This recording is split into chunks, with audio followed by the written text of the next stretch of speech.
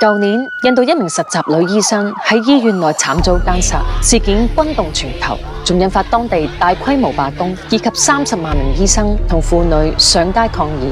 而呢一宗案件只屬冰山一角。現時，全球每10名女性就有2個曾經喺未成年時遭遇性暴力。我喺埃塞俄比亞探訪嘅時候，認識到曾遭受性暴力嘅愛莉。某一日下晝，佢行緊去藥房買藥嘅時候，突然間俾4個男人捉咗上車，帶到去荒廢咗嘅糖果廠嗰度輪姦。事件發生之後，佢嘅丈夫拋棄咗佢同個仔，佢亦受盡鄰居嘅羞辱。雖然呢幾個男人最後被判監，但已經對愛莉造成難以磨滅嘅傷痛。喺培幼會嘅幫助下，愛莉漸漸走出陰霾。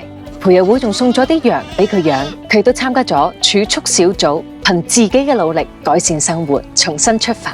性暴力源自男女不平等嘅傳統思想，為咗消除呢一種觀念，培幼會喺不同社區加強性別平等嘅教育。例如喺印度培訓咗700幾名嘅青年，審視社區內對女性潛在嘅安全危機，向政府部門反映，推動政策改變。性暴力問題喺發展中國家仍然非常嚴重。